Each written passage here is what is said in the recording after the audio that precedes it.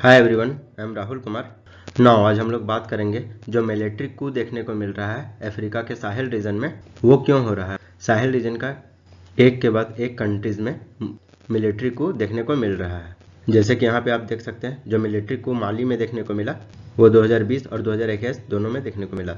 वहीं Burkina Faso country में 2022 में, सूडान में 2021 और 2023 में, नाइजर में अभी हाल ही में 2023 में देखने को मिला, और अभी मोस्ट रिसेंटली गैबन में देखने को मिला 2023 में। तो चलिए डिटेल से जानने की कोशिश करते हैं, जो कि यूपीएससी के प्रीलिम्स 2023 में पूछा गया है। हाल ही के सालों में देखा गया है चाड, गुयाना, माली और सूडान में ये सब कंट्रीज है, इनका अटेंशन एक इंटरनेशनल अटेंशन का कारण बना हुआ है। तो वो किस रीजन से है? क्या वहाँ पे रेयर अर्थ एलिमेंट का रिच डिपॉजिट देखने को मिला, चाइनीज मिलिट्री बेसिस के कारण, सहारा डिजर्ट का साउथवर्ड एक्सपेंशन के कारण, या फिर सेलेक्टिव मिलिट्री कू के कारण? इसका सही आंसर आप कमेंट सेक्शन में दे। सही आंसर को मैं हट दे दूंगा और वीडियो के एंड में भी इसका सही आंसर पा सकते हैं। तो चलिए शुरू करते हैं।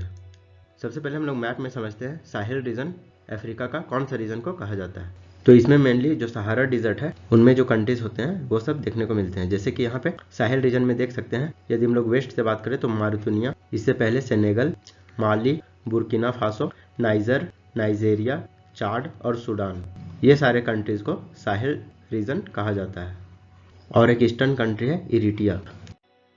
तो चलिए सबसे पहले बात करते हैं गैबन की। ये आप देख सकते हैं कॉन्गो के ऊपर एक छोटा सा कंट्री गैबन देखने को मिलता है। ये एक सेंट्रल अफ्रीकन नेशन का पार्ट है, जहाँ पे सबसे ज़्यादा क्रूड ऑयल पाया जाता है, और यहाँ पे पॉलिटिकल इनस्टेबिलिटी और पॉवर्टी बहुत ही ज़्यादा देखने को मिलता है। तो यहाँ पे अभी रिसेंटली म्यूटनी सोल्जर्स के ग्रुप के द्वारा यहाँ के प्रेसिडेंट को हाउस अरेस्ट कर लिया गया है, क्योंकि मिलिट्री कू के द्वारा प्रेसिडेंट के ऊपर इल्जाम लगाया गया है कि इलेक्शन फ्रॉड करके जीते हैं और यहाँ पे करप्शन किया गया है। जो गैबन के प्रेसिडेंट हैं अली बोंगो ओडिम्बा, उनके द्वारा जो ये मिलिट्री को हुआ है एक कंसर्न जताया गया है। तो चलिए कुछ और फैक्ट्स बात जानते हैं इसके ज्योग्राफिकल लोकेशन की। जैसा कि आप लोगों ने मैप में देखा ही होगा, जो गैबन कंट्री है वो अटलांटिक ओशन से घिरा हुआ है। यदि इसके वेस्टर्न पार्ट की बात करें तो ये पहले फ्रेंच कॉलोनी हुआ करता था, और इस कंट्री का फ्रेंच के साथ बहुत ही स्ट्रॉन्ग टाइज देखने को मिलता था। फ्रेंच लैंग्वेज का बात करें या फ्रेंच कल्चर की बात करें तो गैबन में देखा जा सकता है। इसका कैपिटल का बात करें तो गैबन के कैपिटल लाइब्रेविल है। यदि गैबन कंट्री के इसका लैंड बॉर्डर है वो कैमरून, इक्वेटोरियल गुयाना और रिपब्लिक ऑफ कॉन्गो के साथ शेयर किया जाता है। ये सब इनके नेबरिंग कंट्रीज हैं। अगर गैबन का पॉपुलेशन का बात करें तो 2.3 मिलियन 2021 सेंसस के अनुसार देखने को मिलता है, और ये गैबन कंट्री का 88% टेरिटरी फॉरेस्ट से घिरा हुआ होता है। गैबन देश को अफ्रीका का लास्ट ईडन भी कहा जाता है। यहाँ पे लोंगो नेशनल पार्क इस कंट्री का best wild life watching spots बताया जाता है।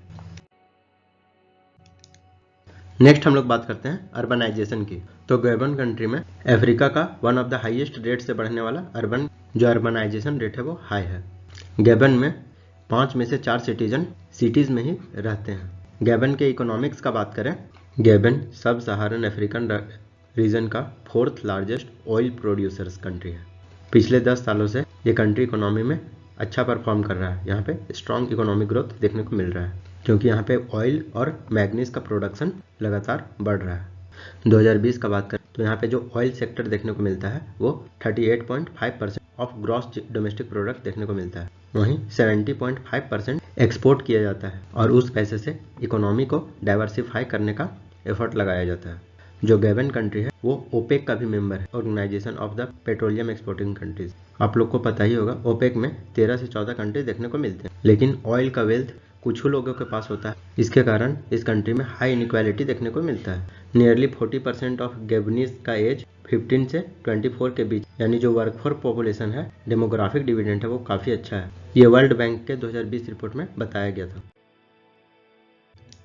चलिए अब हम लोग बात करते हैं नाइजर में कू की, जो भी रिसेंटली नाइजर में मिलिट्री को देखा गया था। तो यहाँ पे जो डेमोक्रेटिकली इलेक्टेड प्रेसिडेंट थे उसको मिलिट्री के द्वारा हाउस अरेस्ट कर नाइजर का कंट्रोल अपने हाथों ले लिया।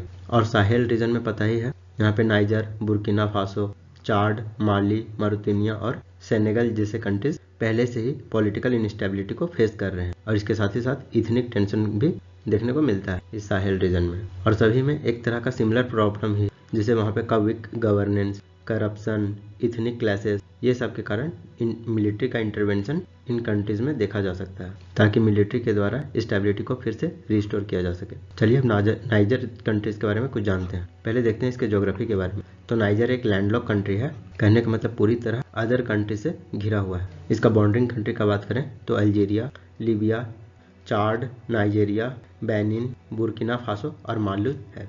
नाइजर का बात करें तो इसका 80% of land area Sahara desert में लाई करता है, और इस कंट्री का नाम नाइजर रिवर के नाम पे पड़ा है, जो कि साउथ वेस्टर्न पार्ट में फ्लो करता है। ये अफ्रीका का one of the largest West African country में से एक है। रफली इसका साइज का बात करें तो फ्रांस से लगभग 2 गुनी है। और नाइजर के कैपिटल सिटी का बात करें तो नियामे इसका कैपिटल है। आप लोग मैप में देख सकते हैं नाइजर के बारे में, जिसका कैपिटल नियामे है, और इनके 7 नेबरिंग कंट्रीज हैं: बेनिन, बुर्किना फासो, माली, अल्जीरिया, लीबिया, चाड और नाइजीरिया। और आप देख सकते हैं ये पूरी तरह से लैंडलॉक कंट्री है, चारों ओर लैंड से घिरा हुआ है। अगर नाइजर के हिस्टोरिकल कॉन्टेक्स्ट की बात करें तो ये फ्रेंच कॉलोनी का पार्ट हुआ करता था। वैसे अफ्रीका के मैक्सिमम नेशन जो है वो फ्रेंच कॉलोनी का ही पार्ट हुआ करते थे, और इनको 1960 में इंडिपेंडेंस मिला। इस कंट्री में बहुत बार मिलिट्री को देखने को मिला, और यहाँ पे जो पॉलिटिकल इनस्टेबिलिटी है वो हमेशा बना ही हुआ होता है। इस कंट्री के क्लाइमेट का बात करें तो यहाँ पे मोस्टली हॉट ड्राई डिजर्ट देखने को मिलता है। यहाँ पे डस्टी विंड चला करता है, और साउथ में ट्रॉपिकल एक्सट्रीम टेम्परेचर देखने को मिलता है। इस कंट्री के इकोनॉमिक का बात करें तो नाइजर को दुनिया का पुअरेस्ट कंट्री में शामिल किया जाता है। यहाँ के लोग बहुत सारे चैलेंजेस को फेस करते हैं, जैसे कि पॉवर्टी, फूड सिक्योरिटी और अंडर एम्प्लॉयमेंट जैसे चीज़ों का भी सामना करना पड़ता है। हाउएवर नाइजर के पास सिग्निफिकेंट नेचुरल रिसोर्सेज हैं, जैसे कि गोल्ड माइनिंग रिजर्व्स, और ग्लोबल यूरेनियम प्रोडक्शन में इस कंट्री का सिग्निफिकेंट शेयर। फिर भी यहाँ पे पॉवर्टी, इनसिक्योरिटी वगैरह देखने को मिलता है, क्योंकि ये कंट्री पॉलिटिकली हमेशा डिस्टर्ब रहता है, इसलिए जिसके कारण करप्शन वगैरह देखने को मिलते हैं। यहाँ का इकोनॉमी का बात करें तो लार्जली एग्रेरियन इकोनॉमी है। लोग खेती करते हैं, और खासकर सब्सटेंस फार्मिंग, कहने का मतलब ऐसा खेती जिससे सिर्फ अपना जीवन ही चलाया जा सके, खुद के खाने के लिए, और साथ ही साथ लाइव स्टॉक रेयरिंग भी देखने को मिलता है। यहाँ पे इथनिक ग्रुप्स का बात करें तो हौसा, जिरमा, सोंगाई, ट्युआरेंग, फॉलनी, कनूरी, अरब, तुबू, ये सब कुछ इथनिक ग्रुप्स हैं जो कि नाइजर में देखने को मिलते हैं। यहाँ के ऑफिशियल लैंग्वेज का बात करें तो क्योंकि यहाँ पे फ्रांस बहुत लंबे से कॉलोनी हुआ करता था, तो फ्रेंच लैंग्वेज है वो नाइजर का ऑफिशियल लैंग्वेज रिकॉग्नाइज किया गया है। चलिए अब थोड़ा सा देखते हैं सूडान क्राइसिस के बारे में। तो ये जो सूडान क्राइसिस है वो 2021 और 2023 में भी देखने को मिला है। इस कंट्री में भी मिलिट्री को देखने को मिला है। यहाँ के प्रेसिडेंट को हटाकर मिलिट्री अपना कब्जा जमा लिया। तो इस कारण से इंडिया के द्वारा ऑपरेशन कावेरी को चलाया गया था, ताकि यहाँ पे जो भारतीय रहते हैं उसको वहाँ से निकाला जा सके और इंडिया लाया जा सके। बताया जाता है कि वहाँ पे 3000 इंडियंस सूडान के वेरियस पार्ट्स में फंसे हुए थे, इंक्लूडिंग जो सूडान का कैपिटल है खार्तूम, वहाँ पे भी। ऑपरेशन कावेरी का बात करें तो यह कोड नेम था। इसमें इंडिया का एफर्ट था कि लोगों को यहाँ से एस्केवेट किया जाए और अपने देश में लाया जाए, और ये काम फ्लाइटनिंग के मदद से आर्मी और राइवल पैरामिलिट्री फोर्स के द्वारा किया गया था। इस ऑपरेशन में जो हमारे इंडियन नेवी है उसके द्वारा INS सुमेधा को डिप्लॉय किया गया, और दो इंडियन एयरफोर्स के द्वारा C-130J स्पेशल ऑपरेशन एयरक्राफ्ट के द्वारा सऊदी अरबिया का जेडा शहर से ले जाया गया, क्योंकि सऊदी अरबिया के हेल्प से कुछ लोगों को सूडान से सऊदी अरबिया लाया गया था। अब चलिए हम लोग देखते हैं 2022 में बुर्किना फासो में किस तरह से मिलिट्री को देखने को मिला। तो जो बुर्किना फासो के प्रेसिडेंट थे पॉल हेनरी दामिबा, इनको मिलिट्री के द्वारा वायलेंस के लिए जिम्मेदार बताया गया।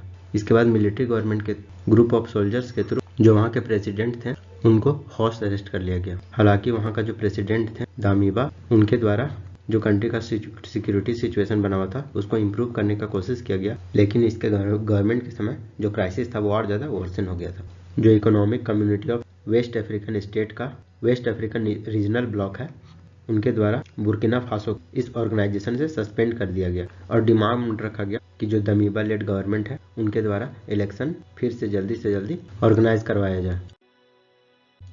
चलिए अब हम लोग बात करते हैं माली में मिलिट्री coup की, जो कि 2020-21 में देखने को मिला है। तो जो माली के प्रेसिडेंट थे इब्राहिम बौबाकर काइता, उनको रिजाइन करवा मिलिट्री सोल्जर्स के द्वारा हाउस अरेस्ट कर लिया गया, और जो वहाँ के प्राइम मिनिस्टर थे बाओबाओ सीसे उनको माली के कैपिटल बोमाको में हाउस अरेस्ट पे रखा गया था और मिलिट्री कू के द्वारा आदेश दिया गया था कि जो वेस्टर्न अफ्रीकन नेबर बॉर्डर है उसको क्लोज कर दिया जाए और कू लीडर के अगेंस्ट सैंक्शन लगाया जाए। अगर इसके बैकग्राउंड का बात करें तो 2011 में जो लीबिया में क्राइसिस देखने को मिला था, उसी समय से माली में भी लोगों के बीच बहुत ज्यादा कियोस था। जो लीबिया में वेपन्स थे वो पूरे सहारा रीजन में सप्लाई किया जा रहा था और सेपरेटिस्ट कॉन्फ्लिक्ट को और ज्यादा बढ़ावा दिया गया नॉर्दर्न माली में, और ये धीरे धीरे इस्लामिक मिलिटेंट का एक ऑफेंसिव व्यवहार देखने को मिला और कू के द्वारा माली का कैपिटल बोमाको को कैप्चर कर लिया गया। यहाँ का मिलिट्री कू का रीजन का बात करें तो यहाँ पे 3 तरह का मेनली प्रॉब्लम देखने को मिलता था। पहला है पॉलिटिकल क्राइसिस। तो जो मार्च 2020 में इलेक्शन देखने को मिले थे वो लेजिस्लेटिव इलेक्शन बहुत ही ज्यादा डिस्प्यूटेड, उसमें फ्रॉड का एलिगेशन लगाया जा रहा था, जिस कारण से माली में पॉलिटिकल क्राइसिस गहराता चला गया। सेकेंड बात करें इकोनॉमिक क्राइसिस की, तो इकोनॉमिक स्टैग्नेशन के कारण वहाँ पे बहुत ज़्यादा करप्शन देखने को मिलते थे और जो 2020 में कोविड-19 पैंडेमिक आया उसके तहत जो कॉम्प्लिकेशंस थे वो और ज़्यादा बढ़ गए और पुअर पेमेंट के कारण जो वहाँ के ट्रूप्स थे उसमें बहुत ज़्यादा डिससेटिस्फैक्शन था, जिसके कारण अभी भी वहाँ पे इकोनॉमिक क्राइसिस बना हुआ है। थर्ड बात करते हैं सिक्योरिटी क्राइसिस। तो सिक्योरिटी क्राइसिस के कारण यहाँ पे जो टेररिज्म है उसको कंटेंट करने में ये कंट्री फेल्योर रहा और बहुत ज्यादा जिहादिस्ट ग्रुप उभर कर सामने आए और सिविलियन के अगेंस्ट जो मिलिट्री एक्शन लिया गया, इससे सिक्योरिटी क्राइसिस और भी गहराता चला गया। तो ये 3 मेन रीजन है जिसके कारण से माली में मिलिट्री को देखने को मिला। तो चलिए आते हैं अपनी क्वेश्चन की ओर। क्वेश्चन था जो चाड, गुयाना और माली है और सूडान, इन कंट्रीज में इंटरनेशनल अटेंशन सक्सेसफुल कू के कारण देखने को मिला। तो इसका सही आंसर है ऑप्शन डी। तो यदि आपको ये वीडियो अच्छा लगा हो तो लाइक करें, सब्सक्राइब करें और शेयर करें एंड थैंक्स फॉर वॉचिंग।